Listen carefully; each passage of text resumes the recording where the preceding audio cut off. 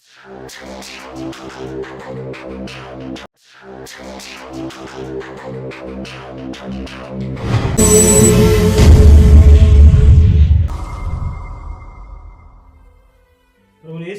నామములో ఈ ఉదయకాల సమయంలో మీ అందరికీ నా హృదయపూర్వకమైన వందనాలు తెలియజేస్తూ ఉన్నాను. ఈ దినం దేవుని వాగ్దానం, కీర్తన గ్రంథం, దావీదు భక్తుడు రాసిన కీర్తన గ్రంథం 37వ అధ్యాయము 5వ వచనం. నీ మార్గమును యెహోవాకు అప్పగించుము, నీవు ఆయనను నమ్ముకునుము, ఆయన నీ కార్యము నెరవేర్చును. ప్రేమైన దేవుని ప్రజలారా, బిడ్డలారా, మన మార్గమును యెహోవాకు అప్పగించినప్పుడు మన మార్గంలో దేవుడు తోడు ఉండే దేవుడు అండి. ఈ మార్గములన్నిటిలోనూ నేను తోడుగా ఉంటానని సెలవిచ్చిన దేవుడు. ఈ రాకపోకలేందు యెహోవా దూతను నీకు కావలి ఉంచుతానని లేఖనాలు స్పష్టంగా సెలవిస్తూ ఉన్నాయి. ప్రేమైన దేవుని ప్రజలారా, మన మార్గం ఏంది? ఆ మార్గం అంటే పరలోకానికి సంబంధించిన మార్గం. ఆయన అన్నాడు, నేనే మార్గమును అని. నేనే మార్గమును అంటే నా ద్వారానే తప్ప దేవుణ్ణి సన్నిధికి, పరలోకానికి చేరని దేవుని లేఖను స్పష్టంగా తెలియజేస్తూ ఉంది.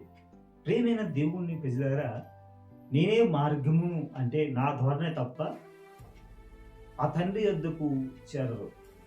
కాబట్టి ఏంది ఆ దగ్గరికి చేరటం ఏంటంటే, నిత్య రాజ్యానికి, నిత్య జీవానికి చేరాలి అంటే ఆయనే మార్గము ఉన్నాడు. చూడండి, మనం ఒక ప్రాంతానికి వెళ్ళాలంటే, మనం ఒక పట్టణానికి వెళ్ళాలంటే, ఒక ఊరికి వెళ్ళాలంటే ఆ ఊరికి సంబంధించిన బస్సు, ఆ ఊరికి సంబంధించిన ట్రైన్ ఎక్కుతూనే మనం ఆ మార్గానికి, ఆ గమ్యానికి చేరతాం.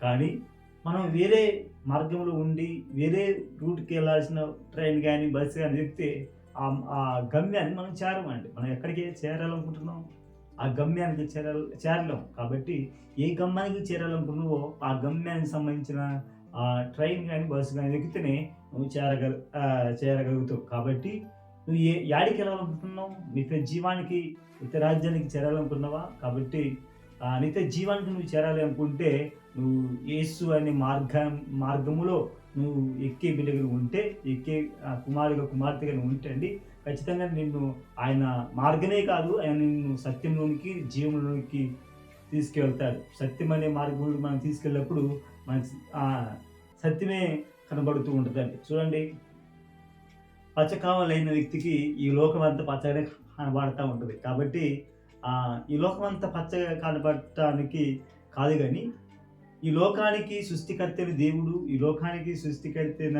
ప్రభు మనకు తోడుగా ఉండాలంటే మన మార్గంలో మనకు తోడై ఆయన ఉండాలి. ఆయన తోడై ఉండాలంటే ఆయన మార్గం మనం నడవాలి. కాబట్టి ఆయన మార్గంలో మనం నడిచే వారికి మనం ఉందాం. నువ్వు ఆయన నమ్ముకును, ఆయన నీ కార్యములను నెరవేర్చును. నువ్వు ఆయన నమ్ముకుంటే ఆయన నీ కార్యం నెరవేరుస్తాడండి. కొన్నిటి దగ్గర 38 సంవత్సరాల నుంచి ఒక వ్యక్తి పని ఉన్నాడు. ఆ వ్యక్తిని ఎవరు తల్లిదండ్రులు కానీ, బంధువులు కానీ, స్నేహితులు కానీ, అన్నదమ్ములు కానీ, అక్కడిల్లు కానీ ఎవరు కూడా పట్టించుకోవట్లేదు, వదిలేసిపోయారు వాడ. కానీ 38 సంవత్సరాల తర్వాత దేవాది దేవుడు ఆ స్థలంలోకి వచ్చి అంటున్నాడు, ఏందయ్యా ఇన్ని రోజులు ఈ స్థలంలో ఉన్నావు, ఇక్కడే పని ఉన్నావు, ఏంది నీ పరిస్థితి అంటే, అయ్యా నేను ఈ కొన్నిట్లో దిగాలనుకుంటున్నా కానీ నాకు ఎవరు దించేటోళ్ళు ఎవరు లేరు. దేవత వస్తుంది, అనేక మందిని బాగు చేసి వెళ్ళిపోతూ ఉంది, కానీ నేను బాగుపడలేదు. అందరూ బాగుపడతారు కానీ నేను బాగుపడలేదు అని చెప్పాడు. చెప్పగానే వెంటనే, అయితే నువ్వు స్వస్థత పొందుకోవాలనుకున్నావా అనగానే వెంటనే నీ పరిపెత్తుకొని వెళ్ళిపోమన్నాడు.